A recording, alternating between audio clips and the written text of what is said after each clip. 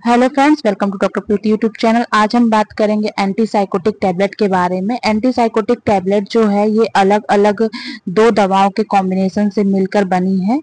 यह टैबलेट मनोरोग और साइकोटिक पेशेंट जो कि सामान्य डिप्रेशन में है या फिर एनॉक्सिटी में है, तो उनमें या फिर कभी कभी सामान्य पेशेंट में भी यूज की जाती है और बहुत ज्यादा यूज की जाती है।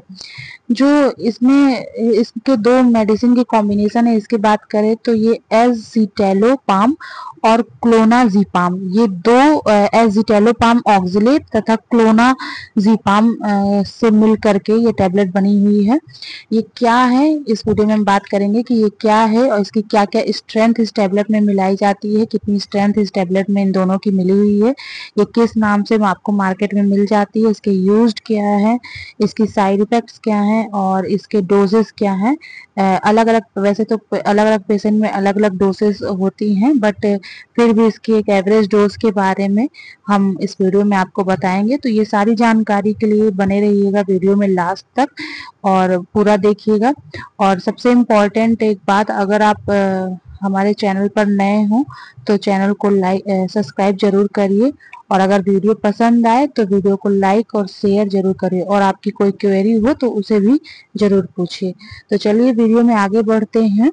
तो यह जो हमारे ये एज़िटेलोपाम और क्लोनाजीपाम टैबलेट है, तो ये हमारे ब्रेन में जो सेलेक्टिव सीरोटोनिन हार्मोन है, इसके रीअपटेक इनहिबिटर को मतलब पर काम करती है। उसको मतलब जो सीरोटोनिन हार्मोन का इनहिबिटर यानी कि उसको खत्म करने वाले मैसेंजर को खत्म करके ये सीरोटोनिन के लेवल को बढ़ाती है। तो ये सीरोटोनिन है क्या? ये एक केमिकल मैसेंजर है जो ब्रेन के मूड को इम्प्रूव करता है, साथ ही साथ फिजिकल सिम्टम्स को भी इम्प्रूव करता है, और जैसे डिप्रेशन, एनॉक्सिटी या फिर पैनिक अटैक्स या ऑब्सेसिव कंपल्सिव डिसऑर्डर्स, ये सब जो प्रॉब्लम्स हैं तो ये रिड्यूस करता है पेशेंट्स में, इस पर वर्क करता है। तो एज़िटेलोपाम की स्ट्रेंथ क्या है इसके बारे में बात करें तो एज़िटेलोपाम और क्लोनाजीपाम की, एज़िटेलोपाम इसमें 10 mg और क्लोनाजीपाम जो है इसमें 0.5 mg मिलाया गया है। ये साइकोटिक मेडिसिन है जो कि ब्रेन या फिर मस्तिष्क विकार में उपयोग में लाई जाती है। तो इसको कभी भी बिना डॉक्टर के प्रिस्क्रिप्शन से आप खुद ना लें कभी, क्योंकि ये आपको नुकसान भी पहुंचा सकती है।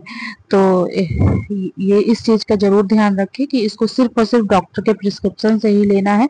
डॉक्टर ही इसकी आपको डोज और कौन सी ब्रांड आप पे सुटेबल है ये प्रिस्क्राइब करते हैं। अब जानेंगे ब्रांड नेम के बारे में कि किस किस ब्रांड नेम से या इसके पॉपुलर ब्रांड नेम क्या है मार्केट में जो दिखे। जैसे एक है क्लोनाफिट प्लस और एक है नेक्सिटेलो 40 और एक है पेट्रिल प्लस, क्लोनाट्रुल प्लस, ये सब ब्रांड जो है मार्केट में अवेलेबल है। एक तो और ब्रांड है एज़िटेलोपाम क्लोनाजीपाम, ये टैबलेट भी मार्केट में अवेलेबल है। अब जानेंगे इसके यूज के बारे में। तो यूज, ये चूंकि ये एक एंटीसाइकोटिक मेडिसिन है जो कि मनोरोग में सबसे ज्यादा उपयोग की जाने वाली मेडिसिन है, यानी कि मस्तिष्क से जुड़ी बीमारियों में ये मेडिसिन का उपयोग किया जाता है। जैसे कि डिप्रेशन हो गया, डिप्रेशन डिसऑर्डर है, एनॉक्सिटी डिसऑर्डर है, ये इनको ठीक करने में बहुत ही अच्छा वर्क करती है।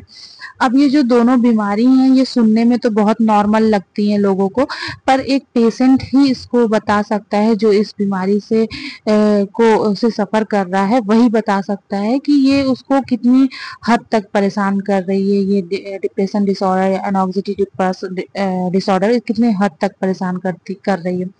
तो डिप्रेशन डिसऑर्डर को एक तरह से मूड का डिसऑर्डर भी कह सकते हैं। इसमें व्यक्ति जो है वो दुखी रहता है, उदास रहता है, और उसको कोई भी उसके इंटरेस्टिंग वर्क है उसको करने में मन नहीं लगता, या कोई भी काम है उसमें उसका मन नहीं लगता, या फिर बहुत धीमे धीमे काम करेगा, या फिर और उसको देखेंगे आप तो वो बात भी धीमे धीमे करेगा, छोटी छोटी बातों पे उसको गुस्सा आ जाएगा, और उसकी नींद डिस्टर्ब रहेगी, उसको थकान थकान सी हमेशा फील होती रहेगी, या लो एनर्जी वो हमेशा फील करेगा।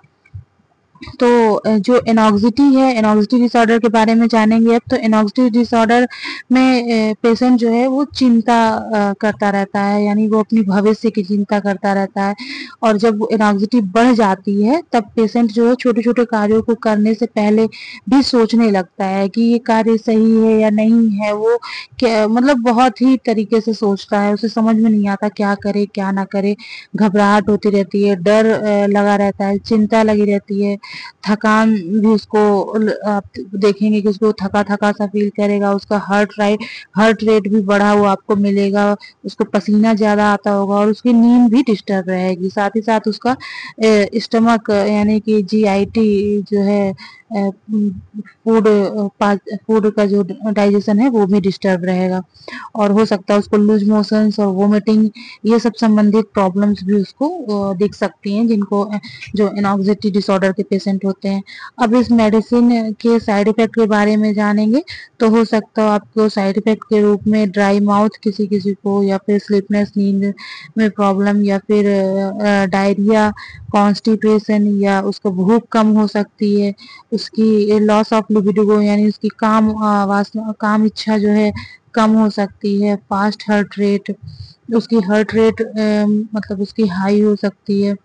और उसका यूरिन आउटपुट कम हो सकता है। मस्कुलर पेन यानी थकान थकान सा फील करेगा। तो ये सब उसके साइड इफेक्ट हैं, जो कि जब तक उसकी मेडिसिन चलेगी तब तक हो सकता हो दिखे, लेकिन बाद में धीरे धीरे ये साइड इफेक्ट दवा के बंद करने के साथ ही अपने आप खत्म हो जाते हैं। डोजेस की बात करें तो कभी भी कोई भी मेडिसिन जो है पेशेंट की जो डिसीज है, बीमारी है, उसकी सीवियरिटी पर डिपेंड करता है। लेकिन अगर नॉर्मल डोज की बात करें तो जब पेशेंट रात में इसको देना सबसे बेस्ट होता है। डॉक्टर आपको रात में लेने के लिए प्रिस्क्राइब करते हैं कि सोने से पहले आप इसको लें, ताकि आपकी स्लीप अच्छी हो सके। आप एनॉक्सिटी, डिप्रेशन ये सब आपका मतलब ना हो, और आप एक बिना डिप्रेशन के, बिना एनॉक्सिटी के अच्छी नींद ले सकें। और साथ ही साथ ये पेशेंट पेशेंट पे डिपेंड करता है कि कभी कभी हो सकता है पेशेंट को सुबह भी दे सकते हैं, सुबह और शाम, और रात में 3 टाइम भी दे सकते हैं, 2 टाइम भी दे सकते हैं। तो इस तरह उसकी डोज डिसाइड करते हैं डॉक्टर। अब उम्मीद है आपको वीडियो पसंद आया होगा। अगर वीडियो पसंद आया हो तो वीडियो को लाइक शेयर जरूर करें, और अगर चैनल पर नया है तो सब्सक्राइब भी करें। Okay, thank you.